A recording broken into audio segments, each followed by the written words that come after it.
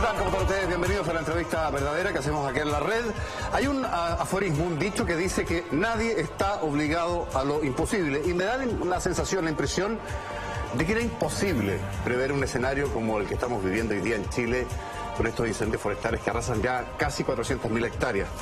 Y era imposible, y es imposible también derrotarlos, apagarlos con éxito antes de que provoquen el daño brutal que están provocando. Yo estoy seguro que el invitado de hoy lo primero que va a hacer es desmentirme. Michel Deleuze, muchas gracias. Hola. Michel Deleuze fue de los pocos que sí efectivamente advirtió la posibilidad, Michel, de un verano en llamas, pero tengo la impresión, no sé si tú me vas a desmentir en esto también, que en el peor escenario de tus pronósticos hablaba de una situación de esta naturaleza. Lo que pasa es que uno tiene que ver qué es lo que es posible anticipar y qué no. Te voy a poner un ejemplo desde el punto de vista meteorológico. Sería difícil que nosotros nos encontráramos un meteorólogo que nos diga de aquí a 3 meses más, el día martes X, vamos a tener 37 grados. Pero probablemente sí nos va a poder decir este mes o ese mes, dado el ingreso del fenómeno de la Niña, por ejemplo, y los cambios meteorológicos, sí vamos a tener un mes muy caluroso. Por lo tanto, en eso es importante saber, porque eso es lo que es posible determinar y saber cuánta información existía. Podríamos conversarlo respecto de, para esta temporada, como cuánta información acumulada existía. Ahora, me da la sensación también que tú metiste en tu ecuación los datos climatológicos, porque ya venía una progresión hace 2 años al menos de incendios forestales en que empezábamos a superar récords, ¿no? Absolutamente. La verdad es que, mira, ahí hay una serie de comportamiento histórico. Uno lo que era importante cruzar acá eran los datos históricos, sí, claro, ver las tendencias, trabajar con datos que dieran cierto nivel de seguridad, ¿ya? Por lo tanto, yo trabajé sobre los datos de periodos de últimos 20 años, la disponibilidad logística, que es la que nos determina las capacidades de combate, pero también lo que es la información de cómo se están comportando las temporadas. Y lo que tú señalas es muy cierto. En los últimos 5 años, contando esta temporada, hemos tenido las 3 peores temporadas, las 3 temporadas más destructivas desde que hay registro. En cantidad de hectáreas, digamos. Estamos acercándonos a los 400.000, más o menos estamos entre 80 y 400.000. Probablemente mañana vamos a llegar a las 400.000 para que tengamos una relación para diferenciar, para poder dimensionar. El año pasado en esta época habíamos pasado las 10.000 hectáreas. Apenas. O sea, perdona, pero esta es una sobrepasada de récord en 30 veces o 40 veces. O sea, incluso es difícil, yo insisto que esto es como cuando uno se gana el premio mayor y te dicen te ganaste 4.000 millones de pesos, una cosa que uno dice... No puede dimensionar. No puede dimensionar. Ahora, por eso te digo yo, tal vez era imposible hacerse una predicción de esta naturaleza, del tamaño, la intensidad y la duración de estos incendios forestales. Te lo pregunto básicamente porque ha habido respecto de esto, Michel, del manejo de esta crisis, que es tu expertise, de esta emergencia, mucha crítica respecto del manejo que ha hecho de esto la autoridad pública, el gobierno. ¿Tú compartes esto que se ha hecho mal, que se llegó tarde, que hubo tonteras, por llamarlas de alguna manera, como retrasar, por ejemplo, el ingreso del tanquero de la Boeing, en fin? ¿Tú ves que hemos aprendido algo en el manejo de las emergencias del 27F a hoy día o no? Objetivamente seguimos con el mismo sistema y modelo de emergencia de los últimos 40, a esta altura 46 años. No ha habido el mismo enfoque y por lo tanto no hemos tenido una institucionalidad y por lo tanto no podemos seguir con el vamos a funcionar mejor gracias a Dios o la casualidad o la intuición. Ha habido resistencia al cambio en materia de fortalecimiento del aparataje de combate en materia forestal y esa resistencia llegan a un cierto nivel que es bastante claro cuando uno analiza no la coyuntura, sino que cuando uno analiza un periodo más largo. ¿Pero a qué te refieres exactamente con resistencia al cambio en el manejo de los incendios forestales? ¿Te refieres a la mirada y postura de, por ejemplo, el ente rector en aquello que es la CONAF? Sí, exactamente. Nosotros tenemos en esta materia específica 2 ámbitos. Uno que es la CONAF, en materia de incendios forestales en la temporada, es la autoridad y es la autoridad más bien táctica, va y combate. Pero tenemos una autoridad sectorial, que es la ONEMI. Es la autoridad sectorial que ve y coordina el tema de las emergencias. Y por lo tanto, desde mi punto de vista, existen 2 grandes autoridades, 2 grandes instituciones. Es como decir tenemos en salud una emergencia, una epidemia, y tenemos al director del hospital, y por otro lado tenemos al ministro de Salud o a la autoridad sectorial. ¿Y qué están haciendo mal o cuál es esa resistencia al cambio negativa que tuvo en CONAF y en la UNEMI en incendios forestales? Bueno, los dos últimos directores de CONAF, por ejemplo, se han negado sistemáticamente, y hay registro público. No solamente registro, hay reconocimiento público. Tú me estabas hablando de los directores de CONAF, ¿de este gobierno y del anterior? Exactamente. Transversal políticamente esto. Políticamente transversal. Por lo tanto, no hay que... ¿Y se han negado a qué? Perdón. Se han negado, por ejemplo, a incorporar aeronaves, puede ser vía arriendo o vía adquisición, que sean superiores a los 3.100 litros. ¿Eso te parece a ti un error?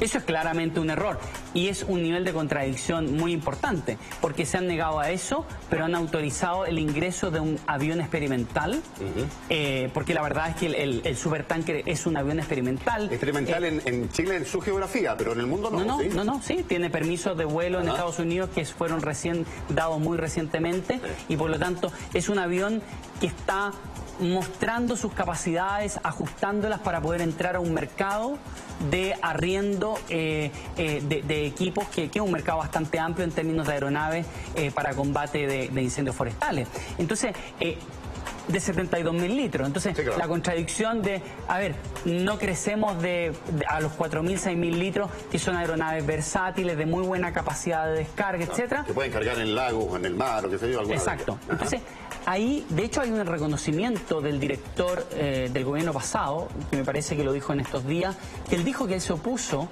a la adquisición de aviones, porque esos aviones, los que tú señalas, ¿no? Anfibios, claro, que, bueno, quizás podemos... Es más barato arrendarlos por temporada que comprarlos, parece. Claro, pero él señala que y reconoce que se opuso, que son los CL-415, sí, claro, ¿ya? Que son anfibios, porque en definitiva esos aviones iban a estar parados 6 meses al año.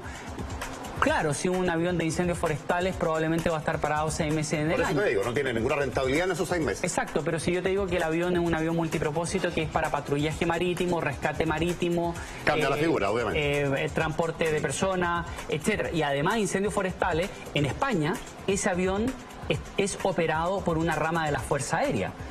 Y opera de enero a enero. Por lo tanto, ahí cambia la rentabilidad social y la rentabilidad económica, pero eso te demuestra la resistencia. De hecho, hubo petición al Ministerio de Defensa el 2015, en enero del 2015, para que se evaluara la adquisición de uno de estos aviones y que fuese operado por la Armada. Vamos, si te parece, Michelle, a hacer la primera pausa de hoy en esta entrevista verdadera, y seguimos revisando junto a ti la evaluación, lo que uno puede decir respecto a cómo se ha manejado esta emergencia, que nos tiene a todos de cabeza y muy preocupados, por cierto, de lo que está pasando con la gente ahí en O'Higgins, en Maule, en Biobío, en fin. Vamos a corte y regresamos.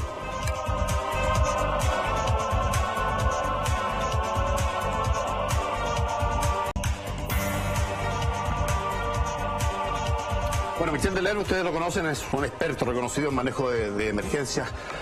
Michel, estábamos evaluando qué ha hecho mal exactamente el gobierno y la autoridad pública en esto. Tú tenías una crítica respecto de cómo se debió haber crecido y no se hizo en las últimas 2 administraciones en el tema CONAF y ONEMI.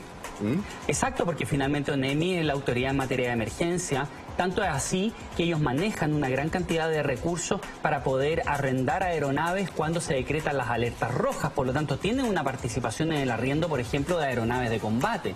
Y por lo tanto, además, siendo la institución de emergencias, claramente tiene un rol. Y ahí, por ejemplo, algo que comentamos respecto del 3 de enero, cuando yo voy a la Comisión de Agricultura, asisto y tengo que exponer respecto de la realidad de los incendios forestales y las propuestas. Y los dos que faltan son el director de la CONAF y el director de la ONEMI. Nada menos. En la semana siguiente asiste el director de la CONAF con el ministro de Agricultura y el director de la CONAF no asiste. O sea, cuando estábamos hablando ya en una temporada literalmente caliente, potente, ya habíamos superado, si mal no recuerdo, las 70.000 hectáreas, cuando una temporada completa promedio son 58.000. O sea, ese era el nivel de preocupación.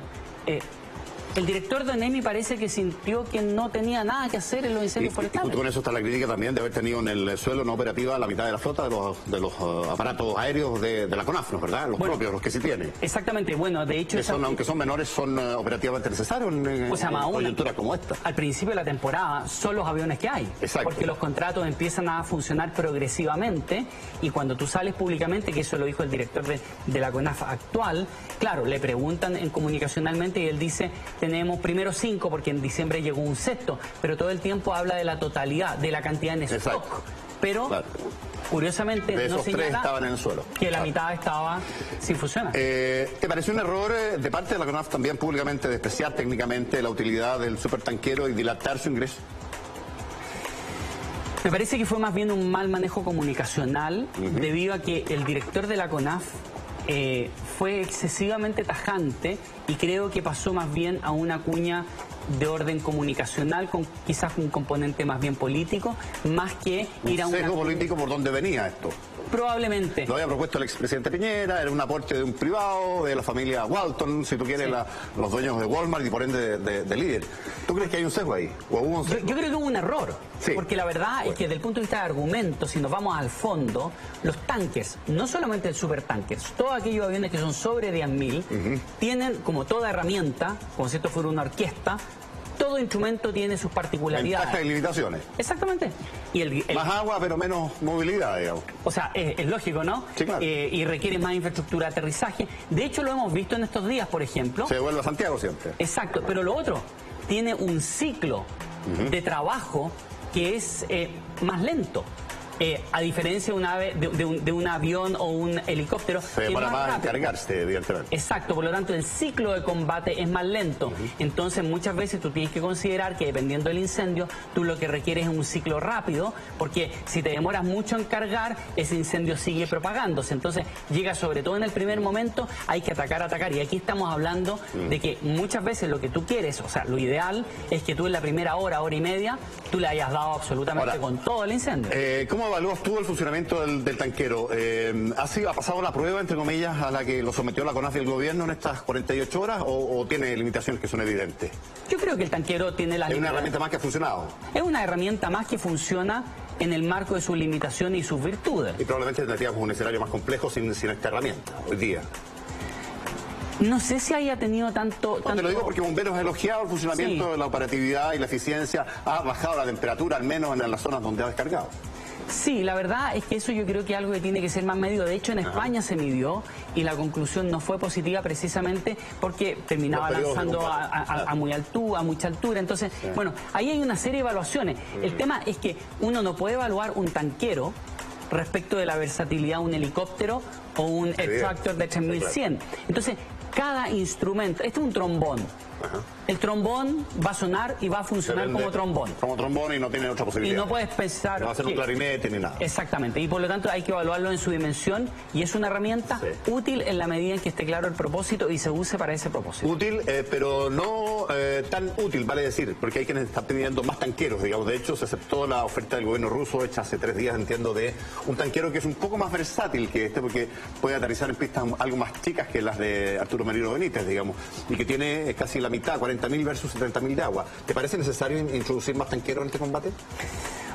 Yo creo que nosotros tenemos que aumentar la capacidad de nuestro corazón y nuestro corazón tiene que estar dado por aeronaves de hasta 3.100 litros, que los números dan exactamente que dicen que el 99% de los incendios generan el 30% del daño, es decir, esas capacidades actúan muy bien sobre el 99% de los incendios. Exacto. El 1% genera el 70% del daño, o sea, un número muy pequeño de incendios genera una gran extensión de daño y por lo tanto, ¿cómo vamos a combatir eso?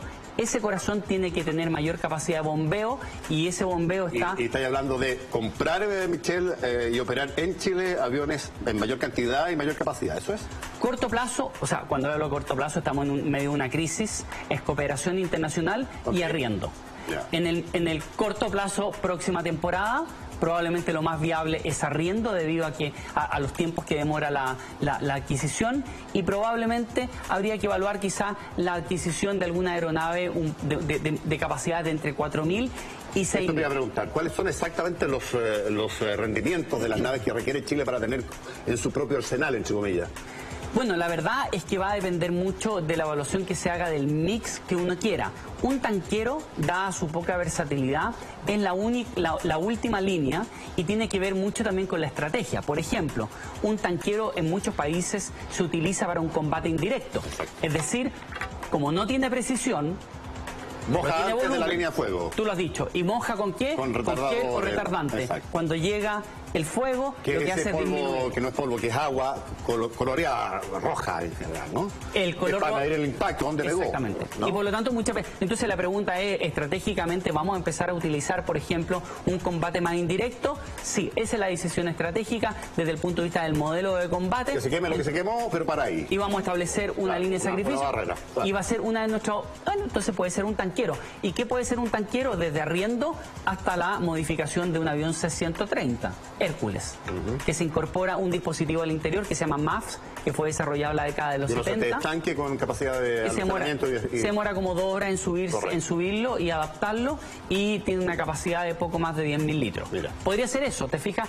Pero tiene mucho que ver con cuál es la decisión de configuración y de estrategia de combate. ¿Hasta cuándo tenemos incendios forestales en esta pasada, en este episodio? Michelle, escuchaba y leía por ahí que esto puede durar eventualmente meses dependiendo de los factores climáticos. Hasta alguien que decía, muy optimista creo yo, que a mediados de la próxima semana esta cosa podría estar bastante más controlada. ¿Cómo lo lees tú? La pregunta es si nos vamos a la intuición, al olfato o a los números. Los números nos señalan que nosotros tenemos 3 meses muy activos, históricamente, que son enero, febrero y marzo, donde se concentra el 70% del daño. Y por lo tanto eso nos da un indicador de actividad. Nos queda todo febrero, todo marzo, deberíamos tener ahí un poco más del 30% del daño, por lo tanto estamos hablando de 2 meses que históricamente son bastante activos, pero no nos olvidemos que el gran incendio de Valparaíso fue a mediados de abril. Por lo tanto, si nos vamos... Uno siempre tiene que desear lo mejor y prepararse para lo peor. Dadas las condiciones meteorológicas, uno debería estar preparado para pensar en que abril podría ser un mes aún activo. La temporada avanza de norte a sur, por lo tanto, esta es la primera semana de verano del sur, de Biobío al sur. Con temperaturas más veraniegas, efectivamente. Exactamente, y por lo tanto, y de hecho llega principalmente hasta Araucanía y los ríos. Sí. Todavía no hemos tenido las temperaturas más peak en los lagos, por ejemplo. Por lo tanto, todavía falta que avance y eso nos indica que debemos estar preparados. Si nuestra debilidad entonces es la logística para parar estos incendios agresivos en una primera fase, lo importante es rápidamente aumentar la logística, aumentar la capacidad de combate, de manera tal de que cuando esto ya el escenario sea de zona centro a zona sur, podamos estar equilibrados entre lo que podríamos decir nuestra oferta logística para combatir y nuestra demanda de incendios. Ahora, si se consolida este cambio de escenario climático, Michelle, lo probable es que no solo durante este verano, sino que en los próximos también tengamos episodios, ¿por qué no?, como este, o incluso peores y más largos, más intensos. Da la sensación que el gran combatiente en terreno, ya no desde el aire, sino que al nivel de piso, más que las brigadas de CONAF, son los bomberos, y eso lo ha demostrado claramente estos incendios forestales. ¿No habría que empezar a pensar en incrementar dotación, equipamiento, también planes de operativos de bomberos frente a emergencias similares en el futuro? Es complejo porque finalmente los incendios forestales tienen dinámicas muy particulares. Tanto es así que se ocupa un equipo de protección personal diferente, debido incluso a los incendios estructurales, dices tú. A los estructurales, incluso por un tema del desgaste físico y la flexibilidad que tiene una persona que trabaja con herramientas, ¿ya? Y por lo tanto yo creo que lo que nos ha demostrado esto es que debemos fortalecer aún más el trabajo de las brigadas forestales en términos cuantitativos, número de brigadistas, pero también algo que salió el año 2012 en el informe de los incendios que hubo en Torres del Paine y en el sur de Chile, incrementar las medidas de seguridad, equipo de protección personal normado. ¿Qué falta ahí? Aquí nos falta entrar a un sistema más normado que tome buenas prácticas internacionales. Pero en términos de equipamiento personal, de seguridad, del brigadista. En materia de equipamiento de protección personal, te lo voy a decir muy simple. Cuando tú compras un equipo normado en un país como Canadá o Estados Unidos, tú abres la chaqueta y esa chaqueta viene con una etiqueta que te demuestra que el ensamblaje completo está certificado, no que la tela está certificada. porque cuando tú estableces las costuras, estableces la forma y todo, ya cambia, ya no es solo la tela, es el ensamblaje completo. Y por lo tanto, puntos de fuga de distinta naturaleza que puede dar lugar a incidentes que pueden terminar con la vida de brigadistas. Me ha parecido a mí milagroso, Michelle, volviendo a la evolución del manejo de la emergencia, que por la duración, intensidad, extensión de estos incendios forestales no haya habido más que 9 víctimas, pese a que cada caso es dramático, ¿no es verdad? Pero uno hubiera podido proyectar que en razón del tipo de incendios que hemos enfrentado, de tantos que han sido, de la intensidad que han tenido, podrían haber muerto muchas personas más. Y eso habla, por ejemplo, te pongo el caso de Santa Olga, 1000 casas quemadas, y entiendo que, pese a lo dramático que puede ser para esa familia, hay solo una persona muerta. Eso habla bien de la operación de evacuación, de la función de carabineros, de la función de bomberos, en fin. ¿No te parece que hay cosas que sí están bien hechas como esa? Yo creo que sí, pero debemos considerar que los incendios forestales son extremadamente dinámicos y por lo tanto ese dinamismo no se ha visto expresado necesariamente en estas localidades, quizás por su ubicación, pero sí se vio expresado, por ejemplo, en la muerte de 3 brigadistas. Sí se vio expresado en la muerte de un bombero, en la muerte de 2 carabineros. Es decir, lo importante acá es que las señales, si bien es cierto el fuego es una señal, el comportamiento es muy dinámico y por lo tanto debemos buscar y ver qué podemos mejorar para no estar funcionando sobre el daño y estar diciendo, bueno, tuvimos suerte, fue gracias a Dios, ¿ya? Y la verdad que aquí hay cosas que mejorar. Eso, pero vamos a eso. Mira, yo te diría desde el punto de vista logística, claramente aquí tenemos que avanzar en complementar lo existente, porque eso es bueno, lo que hay está bien, combate bien el 99% de los incendios. Preocuparnos de este 1%, eso implica aumentar capacidades de combate en términos aéreos de descargas de 4.000 a 6.000 litros. En segundo lugar, mayor cantidad de brigadas y en especial mayor uso de maquinaria pesada ante incendios como este 1%.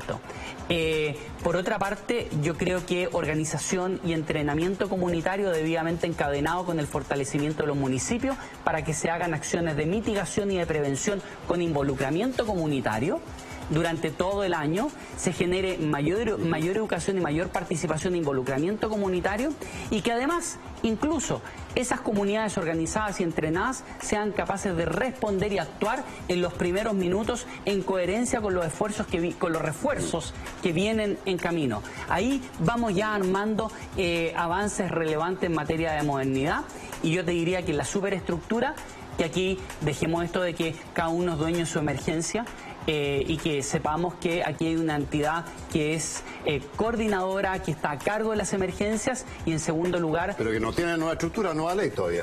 Que no la tiene, pero que en definitiva no impide... Estamos hablando de la ONEMIC. Sí. Pero que no impide que no tiene que estar presente. O sea, creo que es una pésima señal política que un poder del Estado establezca una conversación, una discusión, una rendición de cuenta de qué se está haciendo en incendios forestales y la autoridad de emergencia simplemente no asista y quien vaya solamente sea la CONAF. Eso nos demuestra el nivel de fragmentación, pero quizás también el desconocimiento del rol que se cumple en una situación como son las emergencias forestales. Me da la sensación, Michelle, que hay varias trazas, o más que trazas, que detrás del inicio del fuego, no de la propagación, porque de eso se hace cargo el clima, ¿no es verdad? Podría haber intencionalidad en más de uno de los casos. Son demasiados focos que aparecen simultáneamente, distintos y distantes unos de otros. Tú, con los elementos de juicio que hay públicamente, no sé si tienes acceso a información privada relevante en esta materia, ¿admites esa posibilidad como una hipótesis? Los incendios forestales, más de un 90% en Chile, son por causa humana. Ahora... ¿El otro 10? Más del 99%. Sí, claro. El uno que va quedando, hoy día incluso está aumentando el de origen natural causado por rayo a nivel de precordillera, que es un incendio que puede ser muy pequeño en porcentaje por incandescencia espontánea, dices tú. Exactamente, cae el rayo en tormenta eléctrica. Sí, no, eso es evidente. Y como está tan seco el combustible, pero ahí viene otro tema. es que es de lenta detección, porque tú lo detectas cuando ya hay bastante humo, porque está en la precordillera, y en segundo, tienes un problema de combate, porque tienes viento, tienes diferentes condiciones, las brigadas se demoran más en llegar, o derechamente no pueden llegar, y ese son incendios muy complejos de combatir y además de apagar, y por lo tanto, siendo muy poca la cantidad, es un desafío interesante. Desde el otro punto de vista... los otros 99% de incendios forestales... son personas. Pues han intervenido, han dejado la colilla o tirado en un mal lugar, no han apagado bien la fogata, en fin, o lo han hecho intencionalmente. ¿Tú ves trazos de eso acá? ¿Y qué vamos a definir como intencional? Porque puede ser mi pregunta es, si tengo un niño de 14 años, de 12 años, que le gusta ver los helicópteros, ¿podemos definirlo como un tema... Está jugando el chiquillo. Casi, porque yo ya he empezado a escuchar la palabra terrorismo, ¿te fijas? Por eso te pregunto, entonces, es que eso apunto. No, yo no veo la acción coordinada de grupo o grupos. Por ahora no hay trazas de eso. Lo no que hay traza. sí... esa es la impresión que tengo, ¿no? ¿Verdad? Que no hay trazas de operación de grupos terroristas en esta zona que hayan generado. Lo que sí puede haber, a lo mejor criminales que tienen esta enfermedad psiquiátrica son pirómanos. De ser pirómano, a lo mejor hay simplemente un niño jugando, en fin. Eso es, no sé si intencional, pero sí fue un descuido probablemente. Sí, y por lo tanto estamos hablando de que lo que es objetivo... Y esto se agrandó por... sequedad, falta de humedad, fue más rápido, por lo tanto. Fue más rápido, por intensidad del calor y por... y porque no se llegó rápido y con fuerza a apagarlo. Y por el viento, en fin, por todo. Claro, y por lo tanto, en este caso, lo que sí es objetivo es que el 99% de los incendios son por una causa humana, que puede ser hasta... un trabajador que está arreglando algo en su bosque y echó a andar una motosierra, saltó una chispa, o un motorista. Los incendios de Valparaíso tuvo un origen en eso. Entonces, eso es objetivo. Yo creo que ahí hay que empezar a diferenciar de la especulación, sobre todo en momentos de crisis, que puede incorporar elementos que distorsionan mucho la animosidad en la población y hace que incluso perdamos el foco de qué es lo que hay que mejorar. Objetivamente, números.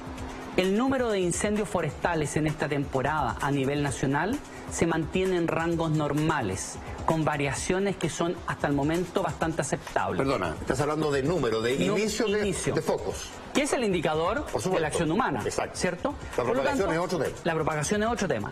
Estamos hablando de que desde el punto de vista porcentual, al día de hoy... No, es que aquí hay un dato relevante. Esto de el inicio de focos de incendios forestales en Chile durante esta temporada, que tiene casi 400.000 hectáreas quemadas. Sí.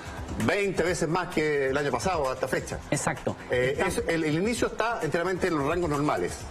Estamos hablando de que el año pasado, que fue un año bajo el promedio, correcto, se incrementa este año aproximadamente el 13%. O sea, un porcentaje marginal. O sea, más aún, si lo comparamos con el último quinquenio, ha bajado 3%. Ha bajado 3%. Okay. Por lo tanto, hasta el momento, si estuviésemos frente a una acción terrorista concertada o una deberíamos tener inicios en mucho mayor cantidad que lo habitual, eso es. Exactamente. Y eso no está. Eso hasta el día de hoy no está. De hecho, hay incremento. Lo importante es a fin de temporada, porque la dinámica de ignición, de número de incendios varía mucho durante la temporada, porque es una variable muy dinámica. Es más abril, digamos. Sí, y por lo tanto ahí probablemente vamos, pero al día de hoy tú no tienes algo absolutamente disparado como es, sí, la cantidad de hectáreas. Y por lo tanto nuestro problema... ahí sí hay un diferencial climático. Y por lo tanto ahí estamos con y operativo. Nos vamos entonces, ya saltamos rápidamente a decir, bueno, ¿cuál es el problema? Nuestro problema es el daño. ¿Y cómo se distribuye ese daño? Y se distribuye históricamente en que un 1% de los incendios genera el 70% del daño, y ese 1% son incendios que son capaces de ser igual a 200 hectáreas o superiores. Y el tema es que cuando ese incendio llega a cierta dinámica, si alguien no lo para, se va a detener por que se quemó todo, porque había una barrera natural. Combustible, el mar, por ejemplo, puede ser la barrera natural. Por ejemplo, una barrera natural, o porque efectivamente alguien hizo bien la pega y combatió con todos los recursos que habían y lo detuvo antes de que llegara a una dimensión absolutamente catastrófica. Michel Deleuze, la gentileza de siempre por haber estado acá. Te agradecemos especialmente analizando este tema que nos tiene a todos, como digo, de cabeza y tan preocupados y complicados como están los habitantes de Chile, en O'Higgins, en Maule y en Biobío. Nos vamos a mentira verdadera, Michel. Te agradecemos la gentileza. Muchas gracias. Ahí me voy a estar sentando con ustedes, con Franzani, en minutos más, pero que le dé por menso nomás.